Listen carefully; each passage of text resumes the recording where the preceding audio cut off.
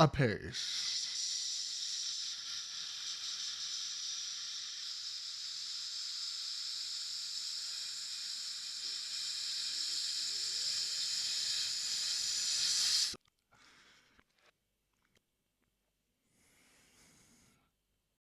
So yeah, I expect it to be a bit patchy from now on. Then as the lists begin, I'll drop my much anticipated countdown. If there's a big gap, I'll probably fill it with a random video, a bit like the Forgotten Stars of January, as we always need new music to soundtrack these dark nights. Always appreciate those that bravely do, though. During all the raps and lists and whatnot, it's a risky time of year to release music. I will try my best to find something to do a video on, but as this release windows start to really thin out, not sure what's going to happen from now until Christmas, really. So yeah. My album of the week. And that is why it is. And had me hyped for today, but Hana kept dropping banger after banger throughout the year, and I can't control who releases. The acoustic indie rock ladies have been on fire in 2025. And in some ways, I'm doing it again. And promising genres would come as I was just flooded with it. I kept apologising for only covering metalcore at the start of the year. There you go. And that's it. Last but definitely not least, track 12, Radio Star. It's a very short, cute goodbye to the album. Just wish it was double the length. Introducing a piano this late as well made me wonder if it's a tease for the next album. Some bands do that, you know, at the end of an album. They'll introduce elements of where they're headed next to see fans' reactions, and adding a piano absolutely suits Hannah's voice and has a mature element to the songwriting. Preceding that, we got track 11, Stare. The last single for the album, I mentioned it in last month's video, a beautiful song that I absolutely adore and one that Hannah should be very pleased with because after listening to the album, it's clearly got aspects and elements that she's been trying throughout but absolutely nails it here. And it's got a great ending and soaring atmospheres in the background and the in-between notes connecting the chords, which could be her trademark going forwards. I forgot that it speeds up a little bit at the end as well. Definitely makes me think of the Eliza McLaren album and its distorted ways. And if this is the standard of the worst songs on the next album, we're in for an absolute treat in the future. Prior to that, we've got track 10, Come Over. It's a very gentle song with everyone barely touching their instruments. And I love the pretty glistening guitar. It's the star of the track, twinkling and pecking away in the background. It's a great song. The only thing I could think of is the vocals could have also started shimmering near the end like the guitar did, but maybe that's just me. Preceding that, we've got track 9, Problem. It's another song with build-ups and stabs and definitely starts to feel like a trademark. Especially love the ones I wasn't expecting. It felt kind of prog in that way. I'm not saying it's like full-on Magdalena Bay, but again, just love all the chord changes going on as Hannah asks, am I the problem now? Prior to that, we've got track 8, Bet. The first single from the album that I missed. Again, some Americana slides over some slowcore slacker rock. What's mostly a palm muted track, but after 4 minutes of palm muting, I won't lie, I craved a bigger release at the end than the one we got. It's got a wall of guitars, sure, but maybe I just wish Hannah was belting out those final words or the drummer was fully going for it.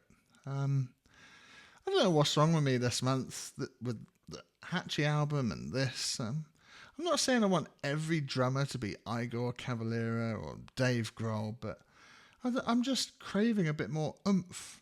when the music is asking for it, I guess. Either playing wise or in the mix. It's fine when the songs are quiet, but I find the quiet drums really clash when everything kicks off elsewhere. Preceding that, it's a real lack of previous verbs, aren't there? Track 7, Take a Ride. It starts intimate with just Hana and her acoustic, and I absolutely love the little cascading notes that connect the two chords in this, and love that the bass joins in as well, doing it, and it's loud in the mix. Might be my favourite from today's listen. It did feel a little short though, but that's just because I wanted to keep enjoying it. Prior to that, we have track 6, Touch Bass.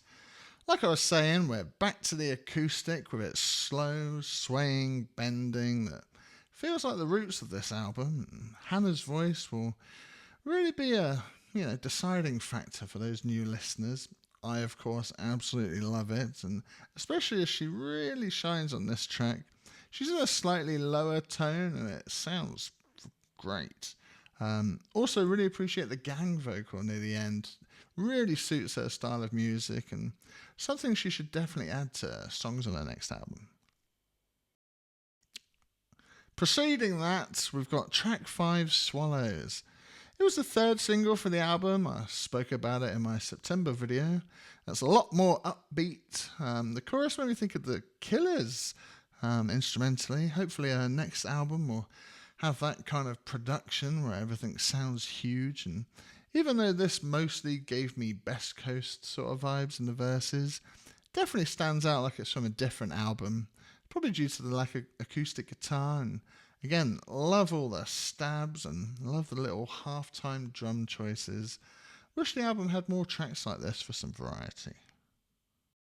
Prior to that, we have track 4, Catalyst. It's a very minimal track, kind of a pause, murmuring along with some interesting sounds and Hannah singing, and love that it just fades out to some bird song. Preceding that, we've got track 3, Brother. I will say Brother has a similar melody and vibe to Waldo, so I can see why it follows it as track 3, but Brother's also got more of a sprinkle of Americana on it to make it different. Maybe it's that Nashville side shining through, and absolutely love those little tom roll stab moments. It's like the whole song is just falling in your arms, again building to an anthemic sliding outro. Prior to that, we've got track 2, Waldo, and then we have the first song I heard by Hana. I mentioned it in my August end of the month video. It's a second single for the album, and it's Why I'm Here Today. It's a lovely acoustic track that just builds and builds with bending, wailing guitars and filling the atmosphere, and Hana giving it her all on the choruses. I love it loads. Definitely one of the songs of the year. Starting with track 1, Head First. Opening the album with her unique yodel flip cranberry style voice before the band comes crashing in. Textbook stuff. And I'm a sucker for palm mutes, so you can take them off the list.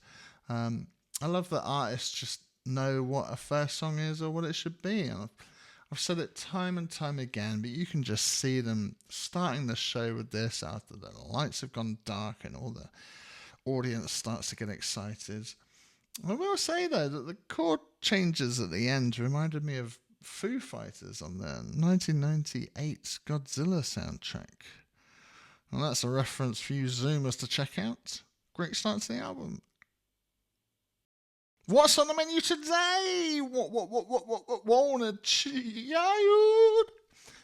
We've got 12 tracks for you, running at 40 minutes.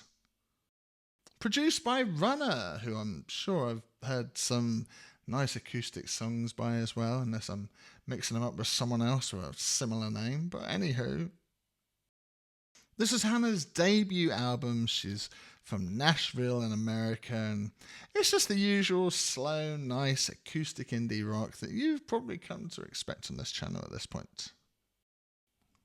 Trains Running Backwards, called by Hana Eid, the new album. Just want to draw your attention to Back Again. Alright, it's me. So that's how the intro works. This one I've decided to do the video on. Enjoyable albums that sadly didn't beat. That's it. Runo Plum album and the FKA Twigs Deluxe. You got the... It's been a quiet release day.